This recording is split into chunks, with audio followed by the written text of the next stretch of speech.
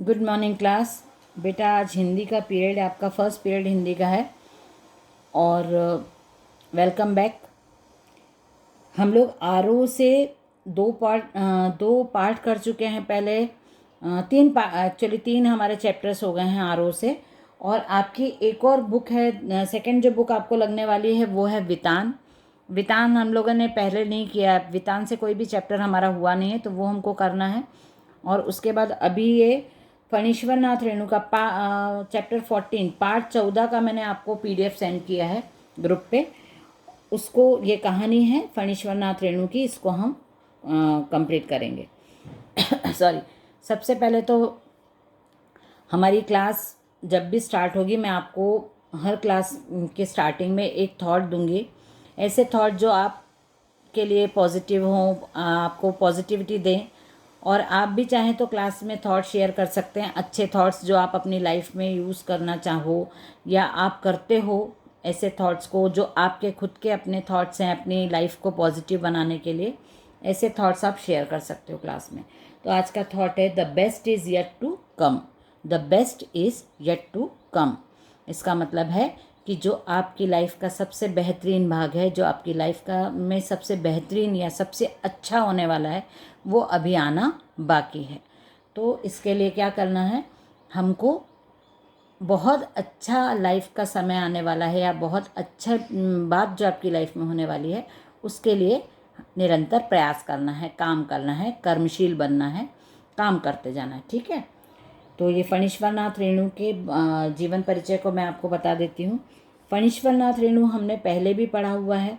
ये एक कहानीकार हैं, कहानियाँ लिखते हैं। और जो हम पढ़ने वाले हैं, पहलवान की ढोलक, ये भी कहानी है, तो इसको भी हम पढ़ेंगे। और फणीश्वरनाथ रेणु हिंदी साहित्य जगत में उनका बहुत महत्व है, बहुत इनकी प्रसिद्धि है। और साहित्य जगत में इनको आंचलिक कथाकार के रूप में जाना जाता है, आंचलिक उपन्यासकार या आंचलिक कहानीकार, उपन्यासकार या कहानीकार। क्यों? क्योंकि इनकी कहानियों को जब आप पढ़ोगे या इनकी उपन्यास को जब आप पढ़ोगे, मैला आंचल नाम का इनका उपन्यास है, इस पर वो भी बना है, फिल्म भी बनी है और इसके प्ले वगैरह भी हुए हैं उपन्यास इस स्टोरी पे। तो इनकी जो उपन्यास या कहानी जो भी रहती है ना, वो किसी एक अंचल की सामाजिक स्थिति या किसी एक अंचल के कहानी को लेकर ये लिखते हैं। वहाँ की बोलचाल की भाषा, वहाँ का रहन सहन, वहाँ की लोक संस्कृति, वहाँ का सामाजिक जीवन, किसी एक अंचल मतलब किसी एक क्षेत्र विशेष, जैसे सिटी का एक पार्ट है या कुछ ऐसे गांव का कोई जैसे गांव का एक विशेष भाग होता है या कोई गांव, तो ऐसे वो लिखते हैं एक ही जगह को उनके कहानी में या उपन्यास में किसी एक अंचल की विषय को लेके वो कहानी और उपन्यास लिखते हैं। उनका जन्म है 4 मार्च सन 1921 पूर्णिया जिले के, बिहार के पूर्णिया जिले में। उनका निधन है 11 अप्रैल 1977 पटना में। बिहार में उनका जन्म हुआ है और बिहार में ही उनकी मृत्यु हुई है। उनकी रचनाएं हैं मैला आंचल, परती परिकथा, दीर्घतपा, जुलूस, कितने चौराहे, ये उपन्यास है इनके। ठुमरी अगिनखोर, आदिम रात्रि की महक, एक श्रावणी दोपहर की धूप कहानी संग्रह है। ऋणजल धनजल, वन तुलसी की गंध, शुद्ध अशुद्ध पूर्व संस्मरण है। ये इनकी रचनाएं हैं, आपको इनको तैयार करना है। अब यहाँ पे उन्होंने पेज नंबर 106 पे कहानीकार के बारे में बताया है, फणीश्वरनाथ रेणु के बारे में बताया है, उनका जीवन कैसा था, उनका लेखन शैली कैसी थी। वो साहित्य के अलावा राजनीतिक और सामाजिक आंदोलनों में उन्होंने भाग लिया। देश के निर्माण में उनकी सक्रिय भूमिका रही।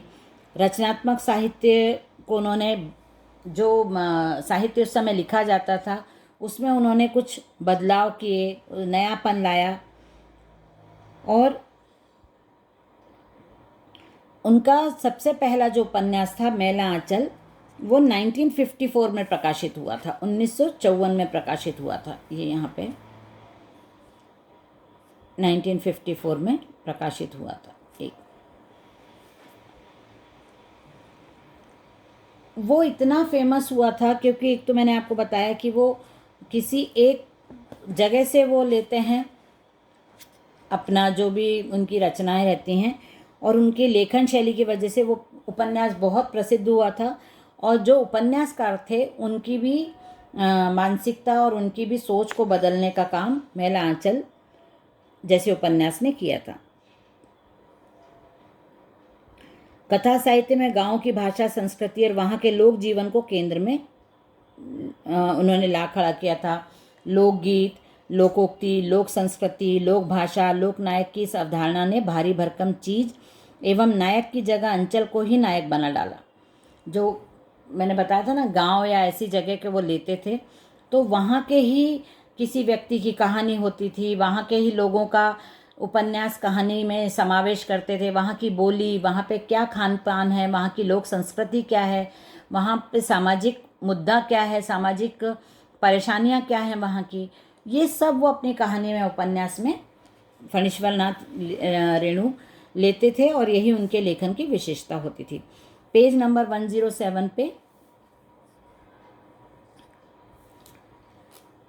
ये पूरा पेज नंबर 106 107 जो हम पढ़ रहे हैं, ये लेखक के बारे में ही है, फणीश्वर नाथ रेणु के बारे में। और यहाँ पे उन्होंने पहलवान की ढोलक जो कहानी है, यह कहानी कथाकार रेणु की समस्त विशेषताओं को एक साथ अभिव्यक्त करती है। जब हम इस कहानी को पढ़ेंगे तो हमको समझ में आएगा कि फणीश्वर नाथ रेणु की लेखन की क्या क्या विशेषताएं थी। ये हम बार बार पढ़ भी चुके हैं, समझ भी गए अब कि वो गांव की संस्कृति, गांव का लोक साहित्य, गांव की लोक संस्कृति, लोक कला को अपने लेखन में विशेषता देते थे, स्थान देते थे। और उनकी लेखनी से हमको बहुत सारे ग्रामीण अंचल का दर्शन हो जाता है।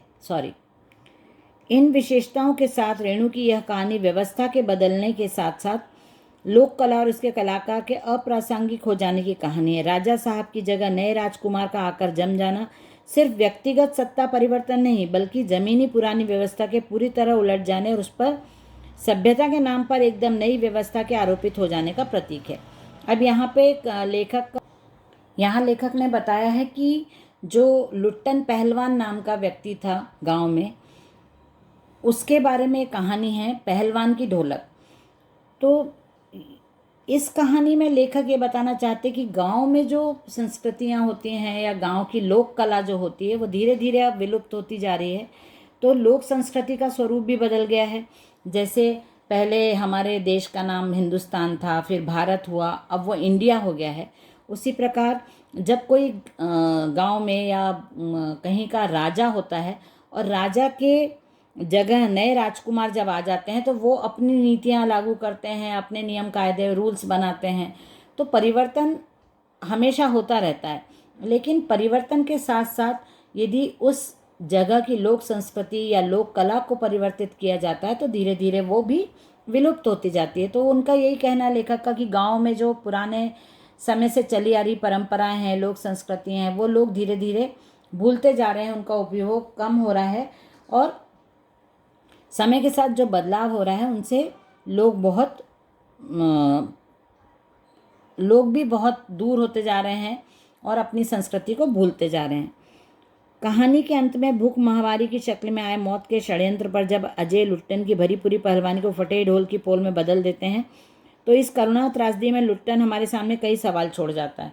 अब यहाँ लुट्टन पहलवान की कहानी है पूरी, कि कैसे वो रहता है और क्या करता है और उसके बाद अंत में उसकी स्थिति कैसे हो जाती है। तो ये एक समाज के जो नियम है, समाज का जो प्रक्रिया है, समाज की लोगों के जो जीवन शैली रहती है उसके लिए वो कैसे जीवन शैली चलती है और समाज के रूल के वजह से, समाज में चलाए जा रहे नियमों के वजह से वो जीवन शैली कैसे परिवर्तित होती है, ये यहाँ पे लेखक ने कहानी के माध्यम से हमको बताया है। अब लेखक ने यहाँ पे बताया है कि मनुष्यता की साधना और जीवन सौंदर्य के लिए लोक कलाओं को प्रासंगिक बनाए रखने हेतु हमारी क्या भूमिका हो सकती है।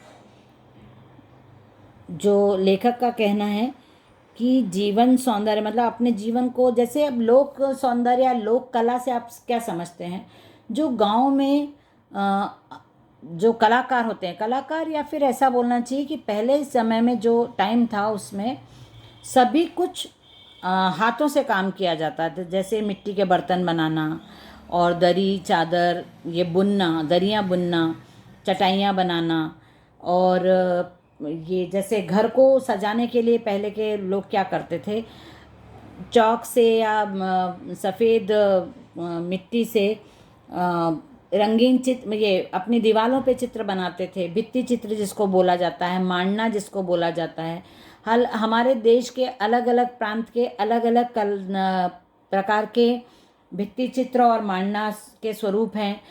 और जैसे गुजरात की मांडना संस्कृति अलग है, राजस्थान में अलग बनाया जाता है, मध्य प्रदेश में अलग बनाया जाता है। पत्थर के जेवर बनाए जाते हैं, लकड़ी के जेवर बनाए जाते हैं, लकड़ी के हथियार बनाए जाते हैं, लकड़ी से बांस के बर्तन बनाए जाते हैं, लकड़ी के बर्तन बनाए जाते हैं, मिट्टी के बर्तन बनाए, ये सब लोक संस्कृति का हिस्सा है। जो गाए जाने वाले गाने हैं, जो किया जाने वाला नृत्य है, अलग अलग अवसर पे अलग अलग प्रकार के नृत्य होते हैं। और जो हाथ से बुनाई किए जाने वाले कपड़े होते हैं, बुनकर लोग जो होते हैं, ये सब हमारे यहाँ, सब कुछ हमारे यहाँ पहले हाथों से काम किया जाता था। धीरे धीरे हमारे देश में औद्योगिकरण हुआ, धीरे धीरे मशीनरी से काम होने लगा, धीरे धीरे लोग बाहर की पश्चिमी सभ्यता को ज़्यादा पसंद करने लगे। तो जो हमारी लोक संस्कृति थी, जो हमारे लोक संग्रह में जितनी चीज़ें आती थीं, वो सब धीरे धीरे कम होने लगी। गांव में आजीविका चलाने के लिए, वो जैसे अब एक गांव का उदाहरण एग्जाम्पल मैं देती हूँ कि उस गांव में मिट्टी के बर्तन बनाने बहुत सारे लोग जानते थे, तो लेकिन वो आपस में तो मिट्टी के बर्तन बेच के अपना गुजारा नहीं कर सकते ना, क्योंकि हर घर के लोगों को वो काम आता है। तो वो बाहर ही बेचेंगे ना अपने बर्तन जाके, मिट्टी के बर्तन हैं, मिट्टी के पॉट्स हैं जो भी बनाते हैं, तो उसको अच्छे से अच्छा बना के फिर उसको थोड़ा कलर करके, ताकि वो उनकी जीविका चल सके। लेकिन धीरे धीरे हम लोगों ने वो यूज़ करना बंद कर दिया, तो उनका भी काम बंद हो गया। तो उनको अपनी आजीविका चलाने के लिए फिर कुछ ना कुछ दूसरे काम करने पड़ते हैं, शहर जाना पड़ता है। तो ऐसे करते करते उनके गांव में जो पुराने काम थे वो सब बंद होते जा रहे हैं, धीरे धीरे ख़त्म होता जा रहा है। गांव की लोक संस्कृति और लोक कला, लोग उनको भूलते जा रहे हैं, क्योंकि उन्हीं लोगों को जो ये करने वाले हैं उनको ही अपनी आजीविका चलाने के लिए दूसरे काम सीखने पड़ रहे हैं, करने पड़ रहे हैं, एक जगह से दूसरी जगह जाना पड़ रहा है। इसलिए यहाँ पे लेखक ने लिखा है कि मनुष्य की साधना और जीवन सौंदर्य के लिए लोक कलाओं को प्रासंगिक बनाए रखने तो हमारी क्या भूमिका हो सकती है। ये सब कुछ लोक संस्कृति बनी रहे, लोग हमारे देश के लोग हमारे देश में ही स्वस्थ और संपन्न हो सकें, गांव की संस्कृति फिर से, लोक संस्कृति फिर से वापस आ जाए अपने स्वरूप में, उसके लिए हम क्या कर सकते हैं, हमारी क्या भूमिका होना चाहिए, ये लेखक ने इस पाठ के माध्यम से प्रश्न किया है। पेज नंबर 108 पे स्टोरी पहलवान की ढोलक। पहलवान की ढोलक में बताया कि गांव का दृश्य है। गांव का दृश्य उन्होंने बताया कि गांव में बहुत ठंड के दिन हैं और पूरे गांव में महामारी मतलब हैज़ा, मलेरिया ऐसी बीमारियां फैली हुई हैं। गांव के हर घर में कोई ना कोई बीमार है, और गांव में दूर दूर घर होते हैं, गांव में इतनी सुविधा नहीं होती है, लाइट नहीं रहती है, अंधेरा रहता है रात के समय। तो लोग अपने अपने घरों में अपने अपने, किसी का बच्चा, किसी के कोई रिलेटिव कोई ना कोई बीमार है, उनको लेके सब अपने अपने दरवाजे बंद करके अंदर हैं। तो रात के समय ऐसा होता है, बिल्कुल अंधेरा रहता है और बहुत नीरस वातावरण रहता है, सन्नाटा छाया हुआ रहता है। ऐसे सन्नाटे में सिर्फ सियार की आवाज़ कभी कभी आती है, कुत्ते भौंकने की आवाज़ आती है, पर बहुत डरावना माहौल रहता है। लेकिन उसके बीच बीच में पहलवान, जो लुट्टन पहलवान है, उसकी ढोलक की आवाज़ बीच बीच में आती रहती है। उससे ऐसा पता चलता है कि हाँ, कुछ ना कुछ लोग रहते हैं गांव में और हाँ, कुछ ना कुछ एक दूसरे को हिम्मत दिलाती है, उसके ढोलक की जो आवाज़ रहती है वो हिम्मत दिलाती है। अब लुट्टन पहलवान गांव का ऐसा व्यक्ति रहता है जो अनाथ रहता है। पहलवान से तो आप समझ गए कि वो पहलवान है, लेकिन अनाथ रहता है बचपन से। बस हाँ, ये है कि उसकी शादी हो जाती है और उसकी जो सास रहती है वो छोटेपन से ही उसके माँ बाप चले जाते हैं, लेकिन शादी बचपन में हो जाती है तो उसकी जो सास रहती है वही उसका पालन पोषण करती है। और लुट्टन पठान गांव में देखता था, वो पहलवानी वगैरह देखता था, तो उसको भी शौक़ हुआ तो वो भी पहलवानी करने लगा था। और पहलवानी करते करते वो गांव में एक बार जैसे मेला वगैरह देखने गया, तो वहाँ पे जब कुश्ती हो रही थी तो किसी ने उसको उसका नाम बताया कि आप जो एक जैसे चैलेंज देते हैं ना, एक पहलवान था वो सबको चैलेंज दे रहा था कि यदि कोई है मेरे से ज़्यादा शक्तिशाली तो आ जाओ। और शेर के बच्चे का टाइटल उस पहलवान को मिला हुआ था। तो उसने बोला कि यदि कोई है तो आ जाओ और ये टाइटल फिर उसका हो जाएगा, शेर के बच्चे का जो टाइटल दिया जाता है ऐसे मेले वगैरह में, ये सब कुश्तियाँ होती हैं, उसका पैसे वगैरह रहते हैं, उस पर टिकट्स वगैरह। तो चांद सिंह नाम का जो पहलवान था उसके साथ हो रही थी कुश्ती वगैरह, मतलब उसकी कुश्ती चल रही थी। तो वहाँ पे ऐसा चैलेंज दिया गया था कि भाई शेर का बच्चे का जो टाइटल है वो कोई भी प्राप्त कर सकता है चांद सिंह के साथ कुश्ती करके। तो राजा साहब भी थे भाई, राजा साहब भी कुश्ती देख रहे थे। तो जैसे ही इसने बोला कि हाँ मैं करूँगा कुश्ती, लुट्टन पहलवान ने, तो सब लोग डर गए और सब लोग इसकी हंसी उड़ाने लगे। राजा साहब ने भी उसको बुलाया और समझाया कि ये सब बहुत पॉसिबल नहीं है, वो बहुत शक्तिशाली है, तुम तो जाओ मेले में घूमो और घर चले जाओ। तो उसने बोला नहीं नहीं, मैं तो लड़ूंगा। उसने बहुत बहस की राजा से भी, राजा ने उसको डांटा भी, फटकारा भी, डराया भी, धमकाया भी, लेकिन वो मानने को तैयार नहीं हुआ। आखिरकार राजा ने बोला कि ठीक है भाई, तुम्हारी जैसी मर्जी, तुम मरना चाहते तो जाओ तुम लड़ो। तो फिर बहुत बैंड वैंड बजने लगे, सब लड़ाई वड़ाई शुरू हो गई और इसने लुट्टन पठान ने पूरी ताकत से उस कुश्ती को जीता, लड़ा और उस जो चांद सिंह नामक वो था पहलवान था उसको हरा दिया। अब राजा तो बहुत खुश हो गया, राजा ने तो उसको बहुत इनाम विनाम दिया, बहुत अच्छा उसकी प्रशंसा की, उसको बहुत पैसे वैसे भी मिले। और राजा ने क्या किया, उसको अपने दरबार में जगह दे दी। मतलब राजाओं का पहले यही काम रहता था ना कि जो सबसे अच्छा रहता था हर फील्ड में उसको वो अपने ऑफिस में और अपने दरबार में जगह देते थे, चाहे अच्छा कवि हो, चाहे अच्छा लेखक हो, या ताकि वो राजा का मान सम्मान बढ़े, राजा का पूरे दूसरे राजाओं में कि सबसे अच्छा पहलवान उनके ग्रुप में है, सबसे अच्छा लेखक उनके ग्रुप में है, सबसे अच्छा कवि उनके ग्रुप में है। तो इस तरह राजा महाराजा अपनी प्रतिष्ठा और मान सम्मान को बढ़ाने के लिए ये सब काम करते थे। तो उन्होंने अपने आप अपने ग्रुप में उसको लुट्टन पहलवान को अपने दरबार में जगह दे दी। अब दरबार में रहने की वजह से लुट्टन पठान को क्या है, थोड़ा सा घमंड भी आ गया, अच्छा खाना पीना मिलता था। हालांकि राजा के जो मंत्रीगण थे और जो क्षत्रिय थे वो सब नहीं चाहते थे कि लुट्टन पहलवान राजा के दरबार में जगह पाए, सबके साथ बैठे, क्योंकि वो जाति से इतना ऊंची जाति का नहीं था। पर राजा ने बोला, राजा के मंत्रियों ने उनको मना किया कि क्षत्रिय थोड़ी है जो आपने इसको अपने दरबार में जगह दी है, ये तो ऐसे ही जाति का है। तो लेकिन राजा ने बोला कि नहीं, लेकिन काम तो उसने क्षत्रियों वाला किया है, बहुत बड़ा काम किया। और भी जैसे दूसरे दूसरे पहलवान थे जिनका नाम बहुत था, उनको हराया उस कुश्ती लड़ लड़ के। तो राजा का बहुत विश्वास बैठ गया था लुट्टन पठान पे, तो उन्होंने किसी की बात नहीं मानी और अपने दरबार में उसको जगह दे दी। तो अब थोड़ा सा ये क्या है कि घमंड में भी आ गया, खाना पीना बहुत अच्छा होता था, लोग हंसी भी उड़ाते थे, लेकिन ये बहुत मस्त रहता था, राजा के सानिध्य में आ गया था तो अच्छे से रहता था, उसकी हेल्थ और अच्छी होती जा रही थी। लेकिन उसकी बुद्धि का विकास नहीं हो रहा था, क्योंकि वो सिर्फ राजा के आश्रय में पलता था, तो उसको व्यवहारिकता इतनी नहीं थी, वो सिर्फ बुद्धि का उसका कम बुद्धि का उपयोग होता था, उसकी बुद्धि का ज़्यादा उपयोग नहीं होता था, इसलिए वो वैसे ही रह गया था। अब आगे का पार्ट हम कल कंप्लीट नेक्स्ट क्लास में कंप्लीट करें। ओके, चलिए बाय एवरीवन।